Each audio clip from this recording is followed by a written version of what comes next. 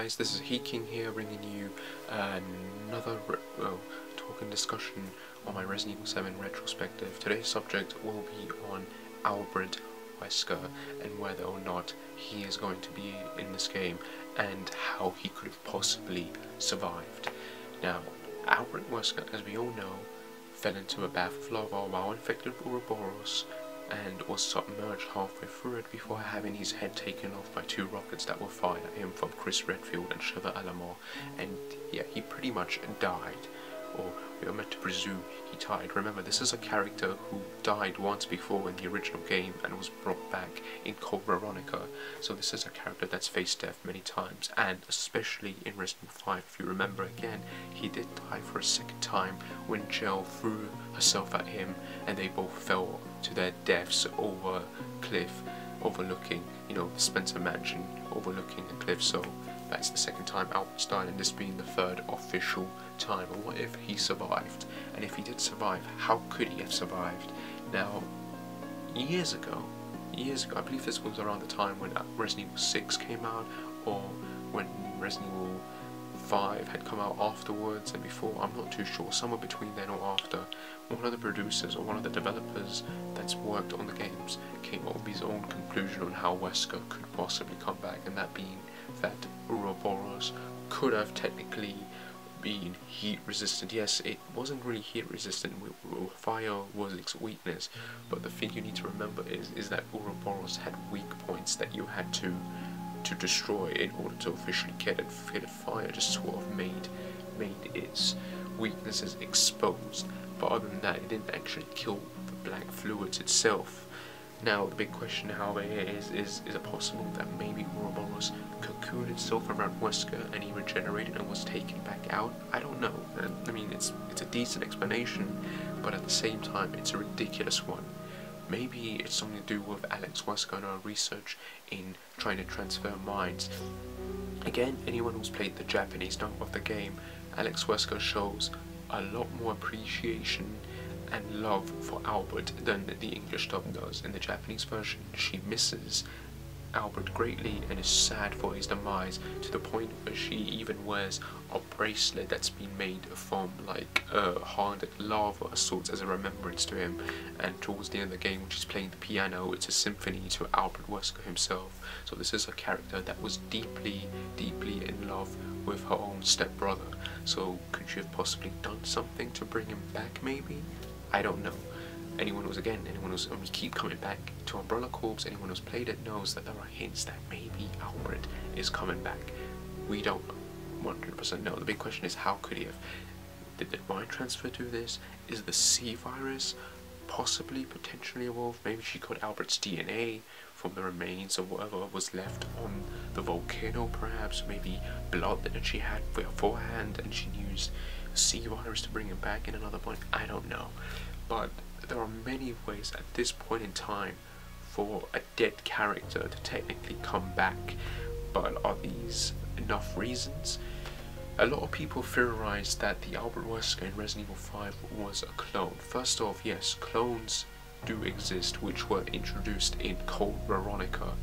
Alexia Ashford and Alfred Ashford were supposedly part of an experiment in order to clone an ancestor of the Ashfords, Veronica Ashford. So technically those two were clones, and anyone who's played Umbrella Chronicles knows that the main villain of the game, Sergei Vladimir, who was also Wesker's rival in that game, was cloned, and he had 10 clones made of him that would eventually become the various tyrants you fight in the overall series.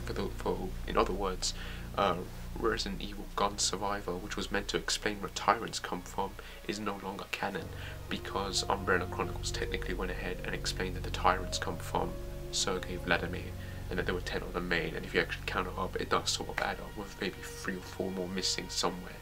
But those could potentially be the tyrants you encounter or find, or what remains of them in Resident Evil 3, so I'll probably do a video of that maybe later on. But the key point here is that cloning does exist, but is Albert Wesker in Resident Evil 5 a clone? Personally, I don't like that. I like the idea of a character who went through hell and through madness and ended up surviving it again. You have to understand, yes, Albert's character in Resident Evil 5 was very different to how people know him, but the irony is that Albert Wesker's character in Resident Evil 5, his attitude, is actually very similar to his attitude in the original game, in the Japanese dub. Again, we keep coming back to dubbing and how dubbing ruins the games, especially the English dub, how it takes away information that's in the Japanese dub and ruins the characterization of takes away certain plot elements. In the Japanese dub of Resident Evil, Albert Wesker is actually a character that is obsessed with evolution and science. This is a character that wants to bring about evolution and such. So therefore his character is actually perfectly in sync with the character we see in RE5. But with RE5 we learn new information. We learn that Albert Wesker was a byproduct, an experiment of Spencer's. In other words, this was a man who did a lot of things from behind the scenes, and then when he came to confront Spencer and found out the truth, he realized that everything he's ever done was for nothing. All of his actions were meaningless. They were all being orchestrated and being somewhat controlled by this old, feeble man. At this point, Albert's mind would have snapped. I believe if it was you or me in that situation, imagine you're Albert Wesker, you're this big, powerful being who's gone and done all these things, only to discover that no, you're just an experiment, that your whole life has never actually been in your control, and you realize suddenly that you have no legacy to call your own. You would go mad. And as it happened, Albert went insane, and for us his characterization in Resident Evil 5 does make perfect sense when you keep that in mind. So therefore, his character going overboard with this god complex isn't something that comes out of nowhere. It's Albert pretty much having gone mad, and he wants to technically kill everyone. His whole idea of becoming God is Spencer's dream.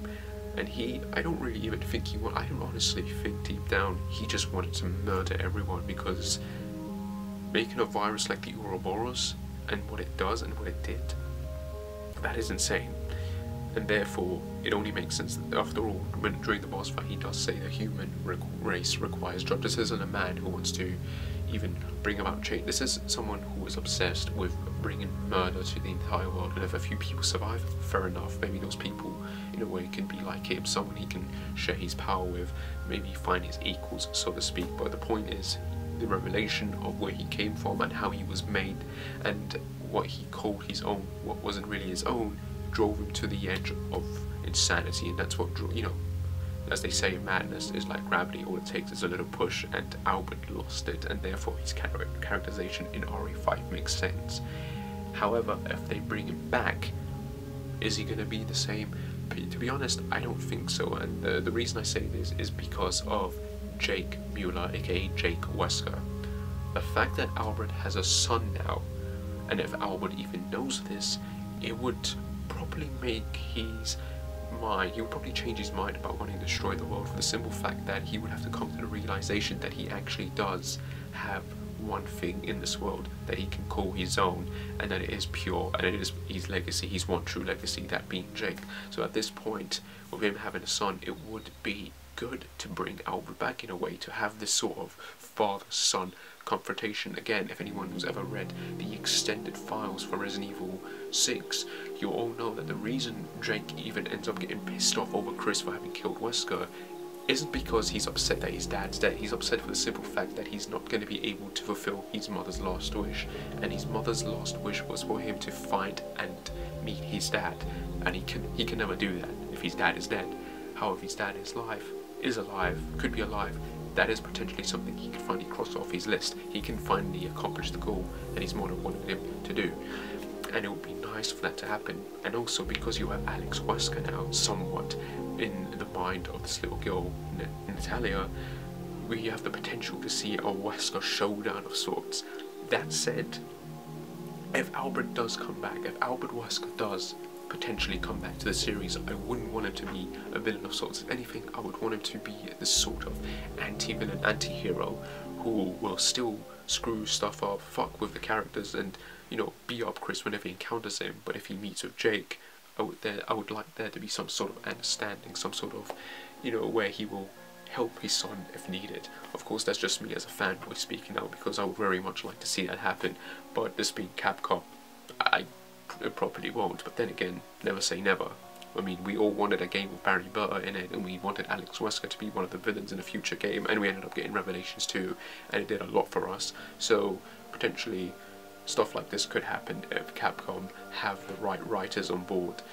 And with this game especially, we do have a very, very, very good writer, and it is one that is focusing on making sure that the translation from Japanese to English is going to be accurate, so there won't be any mistakes like we always get with the previous games. So yeah, hopefully this will work out. But yeah, what do you guys think about all of this? Do you see Albert Wesker potentially coming back, maybe, or not? As always, like and subscribe, whatever, and I shall see you when I shall see you. Take care, and bye.